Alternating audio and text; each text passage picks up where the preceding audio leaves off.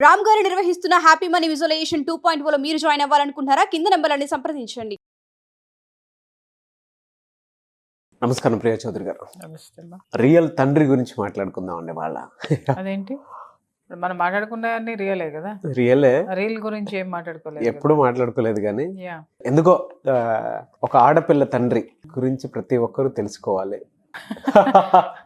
ఆడపిల్ల ఉన్న ప్రతి ఆడపిల్లకి తెలుసు అండి ఆ తండ్రి బాధలు ఏంటో, లేదండి, కష్టాలు ఏంటో, ప్రస్తుతం ఉన్న బాధ్యతలు జనరేషన్ లో అది చాలా, మీరు చూసిన లైఫ్ వేరు.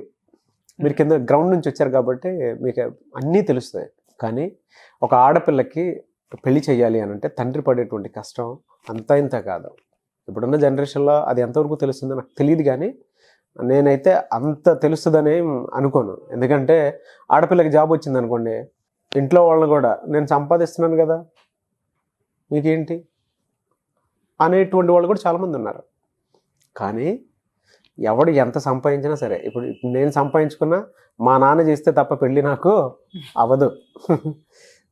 అంటే బాధ్యత లేకుండా పెళ్ళి అనేది కాదు, ఆ తల్లిదండ్రులు లేకుండా చేసుకున్న పెళ్ళిళ్ళు అవి అంత సమాజము వాటిని అంత అంటే అదేదో తప్పు అని నేను అన్నాను, కానీ వాళ్ళు ఉన్నటువంటి వాళ్ళు నిలబడి చేసినటువంటి పెళ్ళిళ్ళకున్న హుందాతనము లేనప్పుడు లోటు అలాగే ఉంటుంది. అంతే అంతే.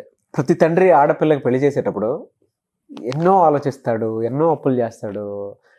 చిన్నప్పటి నుంచి అంటే పుట్టినప్పటి నుంచి పెరిగి పెద్ద అయ్యేంత వరకు, పురుడు పూసేంత వరకు తను చూసేటువంటి కష్టం గుండెల్లో దాచుకుంటాడు తప్ప ఏ రోజు ఎవరికి బయట చెప్పుకోలేడు.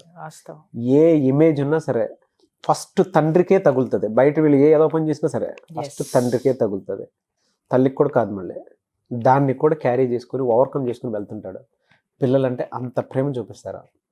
ప్రతి తండ్రికి ఉంటుందండి బాధ్యతను మోసే తండ్రి. ఆడపిల్లకి ఏదైనా కష్టం వస్తే తట్టుకోలేడు. 4 గోడల్లో ఒకడే ఉండి బాధపడతారు తప్ప ఈవెన్ భార్యకు కూడా ప్రాపర్గా చెప్పుకోలేరు. ఆ కమ్యూనికేషన్ కూడా ఉండదు. కానీ భార్యను సమర్థిస్తూ అయినా సరే ముందుకెళ్ళిపోతూ ఉంటారు. ఆ తండ్రి పడేటువంటి కష్టం ఇవాళ ఈ జనరేషన్లో ప్రతి ఆడపిల్లకి తెలియాలి. మీరు అడుగుతుంటే ఎవరో కానీ ఒకసారి వాట్సాప్లో పంపించారు, దాన్ని తనికెళ్ళ భరణి గారి ద్వారా అది బయటకు వచ్చి పాపులర్ అయింది. నాన్న ఎందుకో వెనకబడ్డాడు అని చెప్పి ఒక కవిత రాశారు. అది నిజంగా ఆయన చదువుతూ ఆయన ఏడ్ చేశారు, అది వింటూ నేను ఏడ్ చేశాను. నాకు నాన్న అనే 2 అక్షరాలు చాలా ఇష్టం నాగరాజ్ గారు, చాలా గౌరవం నాగరాజ్ గారు. ఎందుకంటే ఆ ప్రేమకి నేను నోచుకోలేదు, ఆ ప్రేమకి నేను దూరం అయ్యా. మా నాన్న అనేటటువంటి ఆ 2 అక్షరాలు నా జీవితంలో లేవు కాబట్టి నేను చాలా హార్డిల్స్ ఫేస్ చేసిన ప్రతిసారి నేను తలుచుకున్నది నాకు ధైర్యం ఇచ్చింది, నాకు ఓదార్పునిచ్చింది, లేదా నా మనస్సుని ఒక విధంగా బాధకి గురి చేసింది కూడా ఆ 2 అక్షరాలే. నాన్న ఉంటే నాకు ఇంకా ఎంత సపోర్ట్ చేసేవాడు. ఈ ప్రపంచంలో నా చుట్టూ ఉన్న వాళ్ళు గద్దలాగా పొడుచుకుని తింటున్నారే, వాళ్ళందరి నుంచి నన్నెంత కాపాడేవాడో ఎప్పుడు అనుకునేదాన్ని. ఎప్పుడైనా నేను ఒకవేళ నా ప్రొఫెషన్లో కానీ లేకపోతే ఎక్కడైనా సరే నాకు దిక్కుతోచని స్థితిలో ఉన్నప్పుడు నాన్న ఉంటే ఎంత బాగుండు, నాన్న ఉంటే నాకు ఒక సలహా ఇచ్చేవాడేమో, అప్పుడు గుర్తొచ్చేది నాన్నే. అంటే అమ్మకు ఆ విలువ లేదా అంటే అమ్మకున్న విలువ ఇంకా అద్భుతమైనది ఉంది సార్. కానీ నాన్న బాధ్యత చాలా అద్భుతం అండి. కనిపించేటటువంటి శ్రమ అమ్మదైతే కనిపించని ఊపిరి లాంటిది నాన్న. ఇంకా కరెక్ట్గా చెప్పాలంటే బ్రతికే శరీరం అమ్మ అనుకోండి, ఆ బ్రతికించే ఊపిరి నాన్న. ధైర్యం లోపల ఎనీథింగ్ ఎవ్రీథింగ్. ఆ ఊపిరి లేకపోతే ఈ సిస్టమ్ ఆగిపోతుంది. అవును, ఆ ఊపిరి నాన్న. ఆ ఊపిరి ప్రతి క్షణం కూడా మనల్ని నిలబెట్టాలని చూస్తుంది, మనల్ని నడిపించాలని చూస్తుంది, మనకి ఆయుష్ పొయ్యాలని చూస్తుంది, మనకు ఆరోగ్యాన్ని ఇవ్వాలని చూస్తుంది. కానీ ఎప్పుడైనా మనం అసలు ఆ ఊపిరి ఉందని తెలుసు కానీ దాన్ని గమనించామా? గమనించాం. అలసిపోయామనుకోండి, ఊపిరట్లేదు, ఫ్యానే గాలట్లేదు, ఏసీ ఇట్లా అంటూ ఉండి కృత్రిమమైనటువంటి గాలి కోసం చూస్తూ ఉన్నాం. కానీ లోపల ఉన్నటువంటి ఊపిరి ఏదైతే ఉందో దాన్ని ఎంత పర్టికులర్గా మనం కాపాడుకుంటున్నామో అది మన గుండె శబ్దాన్ని ఏ విధంగా మనకి తెలియచేస్తుంది, ఆ ఊపిరి మన శరీరంలో ప్రాణాన్ని ఎలా పోస్తుంది అనేటటువంటి దాన్ని మనం ఏ రోజు పట్టించుకోం. అది లేకపోతే వ్యవస్థే లేదు. అలాగే తండ్రి కూడా ఆ సంసారాన్ని అనేటటువంటి శరీరానికి ఊపిరి లాంటి వాడండి. మీరు అన్నారు ఆడపిల్లకి పెళ్లి చేయాలంటే అని చెప్పేసి. నాగరాజు గారు, మదరు నిజంగా చాలా యాక్టివ్ పార్ట్. అవునన్నా. ఓకే, కాదని అనం మనం.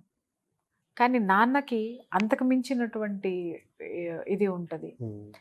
అమ్మకి ఏదైనా బాధ వచ్చిందంటే కన్నీళ్ళ రూపంలో బాధను బయటికి పంపించేటటువంటి అదృష్టాన్ని భగవంతుడు ఇచ్చాడు ఆడదానికి. కానీ ఆ కన్నీళ్ళు అనేటటువంటి దాన్ని పెట్టకూడదు అనేటటువంటి రూల్ భగవంతుడికి పెట్టి నాన్నకి ఇంకొక శిక్ష వేసాడేమో. ఆ విధంగా కూడా నాన్న వెనకబడ్డాడేమో. నిజం కదండి.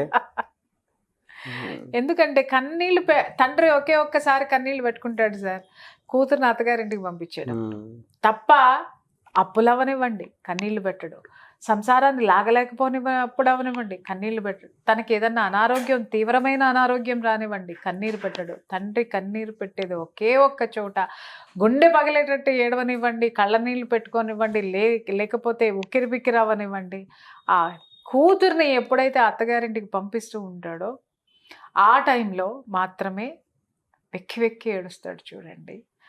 ఆ దుఃఖము ఎప్పుడైతే అతను ఆ దుఃఖాన్ని బయటికి వస్తారో సార్, దాంట్లో చాలా ఉంటాయి సార్. ఆ కన్నీళ్ళు బోళ్ళన్నీ చెప్తాయి సార్. ఎలా అంటే ఆ కూతురు పుట్టినప్పుడు చేతుల్లో తీసుకున్న క్షణం నుంచి అతను పడినటువంటి ఆనందం దగ్గర నుంచి, ఆ కూతుర్ని చదివించడానికి కోసము, ఆ కూతుర్ని సమాజంలో ఒక విలువగా చూడటం కోసము, విలువగా నిలబెట్టడం కోసము, ఆమె చదువు కోసము అతను పడిన తాపత్రయం కానివ్వండి, తనకి రంగురంగుల బట్టలు కుట్టించడానికి కొనడానికి తన దగ్గర డబ్బులు లేకపోయినా స్నేహితులనో పక్కింటి వాళ్ళనో లేకపోతే తను చేసేటటువంటి పనిలో ఇంకొంచెం అదనపు శ్రమ కూర్చో తన కూతుర్ని సమాజంలో అందంగా నిలబెట్టడానికి అతను పడిన తాపత్రయం కానివ్వండి, అక్కడి నుంచి చదువులు చెప్పడం కానివ్వండి, ఉన్నతమైనటువంటి చదువులు కానివ్వండి. ఇక్కడ నిజంగా చెప్పాలంటే నాగరాజు గారు, ఆడపిల్లల తండ్రులకి పెద్ద టాస్క్ ఏంటంటే ఈ వ్యవస్థ తగలెట్ట, ఈ వ్యవస్థ ఎప్పుడు మారుతుందో నాకైతే తెలియదు, కానీ పెద్ద పెద్ద చదువులు చదివించాలి, పెద్ద పెద్ద చదువులు చదివించాలి, మళ్ళీ పెద్ద పెద్ద సంబంధాలు తీసుకురావాలి, మళ్ళీ అంతే పెద్ద స్థాయిలో కట్నం ఇవ్వాలి. చదువుకుంటే సరిపోదు సార్. ఇవాళ ఏం చదివింది ఏంటి ఇంతేనా, ఏదన్నా డిగ్రీ చదివింది అనుకుంటే ఆ పిల్లకి పెళ్లి కావట్లేదండి, లేదు బీటెక్ చదివిందంటే పెళ్లి కావట్లేదండి, మళ్ళీ దాంట్లో బీటెక్ ఎంబీఏనో ఎంసీఏనో మళ్ళీ దానికి సంబంధించి ఎంటెక్కో లేకపోతే ఇంకేదన్నా చేసి అదనంగా ఇంకొక పీజీ చేసిన తర్వాత మళ్ళీ ఎన్ని కేలు వస్తున్నాయని చూసుకున్న తర్వాత ఆ కేల పక్కన ఇక్కడ ఆ మెత్తు తులాభారం అన్నమాట. అంటే ఇటుపక్క ఆడపిల్లను కూర్చోబెట్టి తండ్రి తన యొక్క చదువు తనకు వచ్చేటటువంటి జీతం ఒక పక్కన చూస్తే దానికి 10 రెట్లు సమానంగా ఇటుపక్క తరాజులో కట్నం అనేటటువంటి కట్టలు పెడితే ఇలా తోగాలి సార్. చూడండి ఆ తండ్రి ఆ కళ్ళ నీళ్ళని అడగండి ఒక్కసారి, ఎంత స్ట్రగుల్ పడి ఉంటాడు సార్. ఒక్కొక్క రూపాయి వెనక వేయటంలో, కాపాడడంలో, సంపాదించడంలో, ముందుకెళ్ళడంలో, తన కూతుర్ని ఒక స్థాయిలో చూడడానికి కానీ అందరిలో గొప్పగా పెంచడానికి కానీ ఎంత తాపత్రయపడతాడు చెప్పండి. ఆ యొక్క స్ట్రగుల్ మొత్తము కూడా అతను ఆ కూతురి రూపంలో అతని యొక్క వేడుకని, అతని యొక్క శ్రమని చూసుకుంటాడు సార్. ఎందుకు కూతుర్ని పంపించేటప్పుడు తండ్రి ఏడుస్తాడు చెప్పండి. తను అన్ని సంవత్సరాలు చూసుకున్నటువంటి అపురూపమైన శ్రమ ఇంకొకళ్ళ ఇంటికి తరలి వెళ్ళిపోతుంది. ఆ శ్రమని వాళ్ళు గుర్తిస్తారా లేదా? గూస్ బంప్స్ వస్తున్నాయండి నిజం. అంటే తను ఎన్ని త్యాగాలు చేసి ఆ బిడ్డను పెంచాడు, తను ఎన్ని కలలకని ఆ సంబంధం తీసుకొచ్చాడు, తను ఎంత గొప్పగా ఊహించుకొని తన భవిష్యత్తును ఊహించుకొని ఒక అత్తగారింటికి పంపిస్తున్నాడు. ఈ శ్రమ, ఈ కలలు, ఈ ఊహలు అక్కడ స్థిరంగా ఉంటాయా లేవా? అప్పుడు వస్తుంది సార్. అప్పటి వరకు ఆయనకి రాదు. ఆయనకి ఏదన్నా జరగనివ్వండి, కన్నీళ్ళు రాదు. చూడండి చాలామంది మా ఆడవాళ్ళు ఏడుస్తారు, ఏ కొంచెం వచ్చినా బాస్ కొంచెం అన్నా ఇంట్లో వాళ్ళన్నా ఏమన్నా కళ్ళ నీళ్ళ రూపంలో అది బయట. అందుకే హార్ట్ అటాక్స్ జెంట్స్కే ఎందుకు వస్తాయి సార్? మగవాళ్ళకి హార్ట్ అటాక్లు ఎందుకు వస్తాయంటే వాళ్ళ బాధను బయటికి వ్యక్తీకరించరు. వాళ్ళకి షుగర్లు తొందరగా ఎందుకు అటాక్ అవుతాయి, బీపీలు ఎందుకు అటాక్ అవుతాయి, ఎందుకు అరుస్తారు అని అంటే కన్నీరు అతి గొప్పది సార్. నేను చెప్తున్నాను కదా, కన్నీళ్ళు వచ్చిందంటే బాత్రూంలోకి వెళ్ళైనా ఏడవండి, అందరి ముందు ఏడవడం సిగ్గు అనిపిస్తే. బట్ అవి చాలా ఓదార్పునిచ్చేటటువంటి అతి పెద్ద మెడిసిన్ మనకి చెప్పాలి అని అంటే. అతి పెద్ద ఓదార్పు మనకి. అవును. దాన్ని ఆ దుఃఖాన్ని బయటికి పంపించాలి. తండ్రి ఏనాడు కూడా తన శ్రమలో ఉన్నటువంటి ప్రతి ఒక్క స్టేజ్ని, ప్రతి ఒక్క క్షణాన్ని, ప్రతి ఒక్క రూపాయిని, ప్రతి ఒక్క ఆలోచనని కూతురుతో పాటుగా పెంచుకుంటూ వస్తాడు సార్. బిడ్డ ఎంత అందంగా తయారవుతుందో తన కళలు, బిడ్డ యొక్క భవిష్యత్తును కూడా తన ఆలోచనల రూపంలో అంతే అందంగా తయారు చేసుకుంటాడు ఆయన. ఆ అందమైనటువంటి ఆ పొత్తడి బొమ్మ ఆ కూతురు రూపంలోనే కాదు, కూతురు రూపంలో ఉన్నటువంటి పొత్తడి బొమ్మ తన ఆలోచనల రూపమైనటువంటి ఆ యొక్క అద్భుతం అన్నమాట. ఆ అద్భుతం అత్తగారింట్లో కాపాడబడుతుందా లేదా అదొక్కటి గుర్తుపెట్టుకోండి చాలు. మగపిల్లవాళ్ళు ఎప్పుడు కూడా ఆ ఆడపిల్లని ఇంటికి తీసుకెళ్ళేటటువంటి అత్తమామలు, ఆడపడుచు, భర్త కూడా ఆ తండ్రి ఏడుపురి వెనక అర్థం ఇది. నా ఈ యొక్క ఆశ, నా ఈ ఆలోచన, నా ఈ యొక్క ఆదాయము, నా యొక్క నేను పెంచుకున్నటువంటి నా ఆత్మరూపము అక్కడ సురక్షితంగా ఉంటుందో లేదో, నేను ఇన్ని త్యాగాలు చేసి పెంచాను, నేను ఇంత ఆలోచనలతోటి పెంచాను, నేను ఇంత అద్భుతంగా తీర్చిదిద్దాను, ఈ బొమ్మ, ఈ పుత్తడి బొమ్మ అక్కడికి వెళ్ళిన తర్వాత ఎలాంటి రూపాన్ని సంతరించుకుంటుంది? తను కరిగిపోతుందా, ఇంకా ఎక్కువ ఆ యొక్క డైమండ్స్ని జ్యువెలరీగా పెట్టుకొని, లేకపోతే వాళ్ళు దాన్ని అంత అద్భుతంగా చూసుకుంటారా లేదా, ఎక్కడ ఆశలు నేలపాలైపోతాయో, ఎక్కడ అవన్నీ కరిగిపోయి ఏమైపోతుందో, మట్టిలో కలిసిపోతుందా, ఉన్నతంగా ఎదుగుతుందా? ఈ సందిగ్ధావస్థలో తండ్రికి వచ్చేటటువంటి కన్నీళ్ళు ఇవన్నీ స్టోరీలు చెప్తాయి సార్. అడిగితే మాత్రం ఏ కన్న తండ్రినైనా అడగండి, ఇది అబద్ధమేమో నేను. అంత అద్భుతమైనటువంటి ఆలోచన తండ్రికి ఉంటుంది. ఇంకొక విషయం కూడా చూడండి సార్, ఆడపిల్ల ఇంత కష్టపడతాడు కదా, ఇన్ని చాకరీలు చేస్తాడు కదా, ఇంత అద్భుతంగా తండ్రి పెంచి పిల్లనిచ్చి పంపిస్తాడు కదా, కట్న కానుకలు అప్పులు పాలు చేసి ఉంటే భైషుగ్గా ఇస్తాడండి.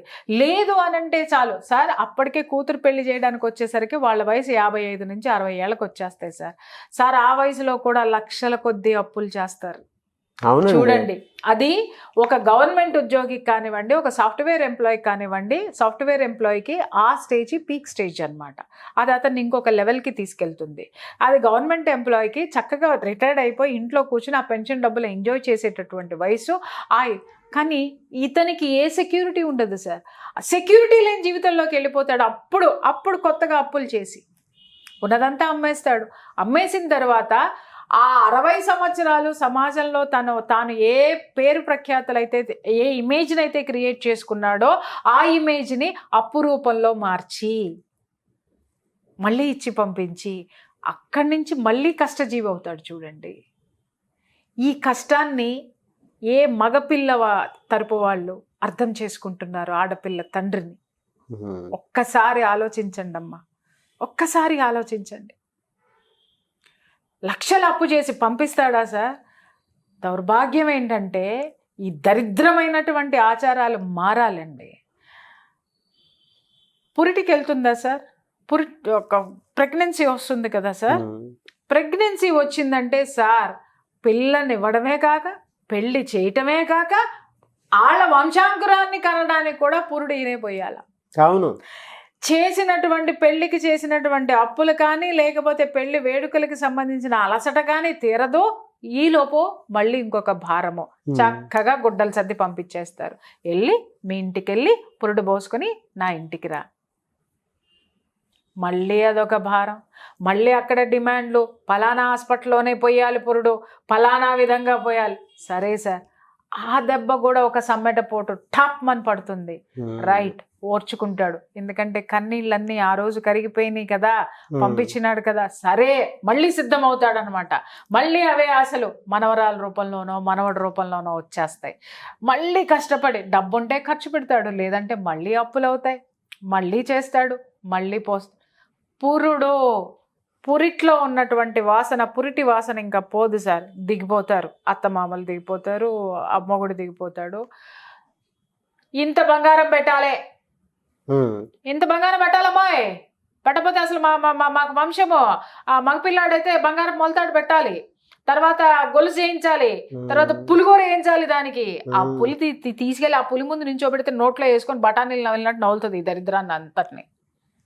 పులిగోర పెట్టాలి, ఆ పులి ఎట్టుంటుందో కూడా వీళ్ళకి తెలదు. అవును, పులిగోరలు పెట్టాలి, తర్వాత అయి పెట్టాలి, ఈ పెట్టాలి. అయి పెడితే మేము పురిటికి వస్తాం. ఎంత ఖరీదైన అడుక్కు తినేవాళ్ళు చూడండి వీళ్ళందరూ. అప్పుడు వాళ్ళ బాధ చూడాలి సార్.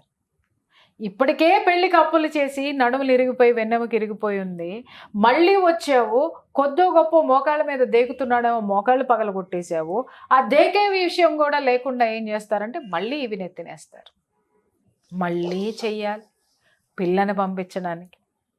ఇక్కడ ఆడపిల్లలు, కొంతమంది ఆడపిల్లలు తండ్రి బాధను చూడాలా, అత్తగారింటికి తిరిగి వెళ్ళాలా?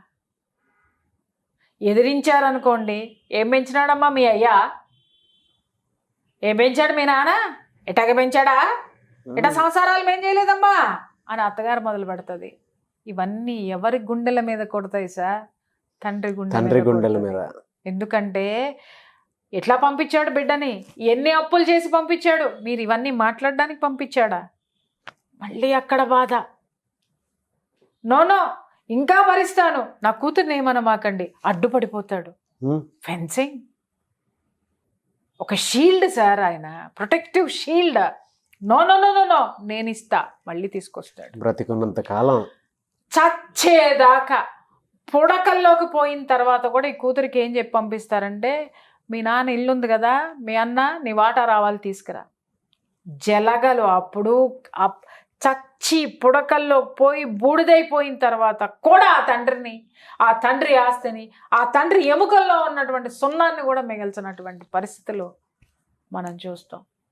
ఆ తండ్రి అస్థికలు కలిపే రోజున, ఆ నీళ్ళల్లో కలిపే రోజున అవన్నీ నీళ్లు కాదు సార్, ఆ కన్నీళ్లు కూడా ఆ నదిలో కలిసిపోతాయి, ఆ అస్థికలు కూడా ఏడుస్తాయి సార్.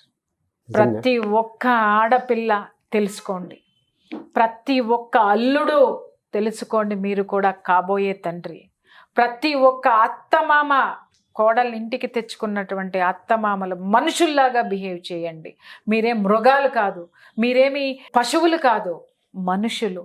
ఒక మనిషి యొక్క త్యాగాన్ని, ఒక మనిషి యొక్క గౌరవాన్ని, ఒక మనిషి యొక్క అత్యున్నతమైనటువంటి అస్తిత్వాన్ని తెలుసుకొని ఒక ఇంటి నుంచి ఒక ఆడపిల్లని తెచ్చుకుంటున్నామంటే ఆ తండ్రి యొక్క ఎంత మానసిక పరమైనటువంటి మానస పుత్రిక ని మీరు ఇంటికి తెచ్చుకుంటున్నారు.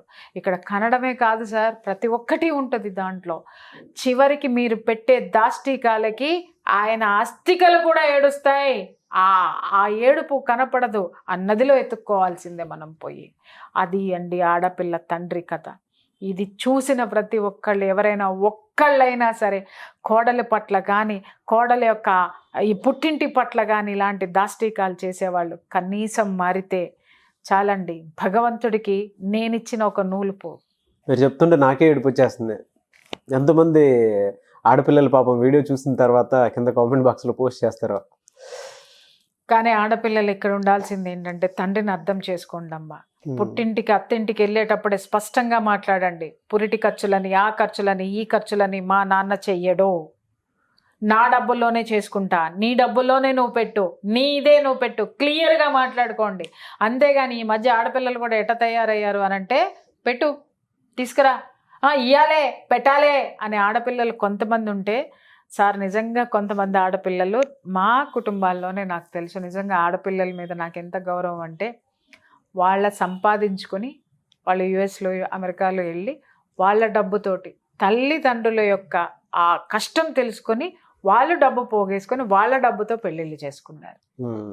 తల్లిదండ్రులకి కష్టం ఇవ్వకుండా వాళ్ళను కూడా బాగా చూసుకుంటున్నారు. అలాంటి ఆడపిల్లలందరికీ కూడా హ్యాట్స్ ఆఫ్ తల్లి, సల్యూట్. సుమన్ టీవీలో మీ పర్సనల్ అండ్ బిజినెస్ ప్రమోషన్స్ కోసం కింది నెంబర్కి కాంటాక్ట్ చేయండి.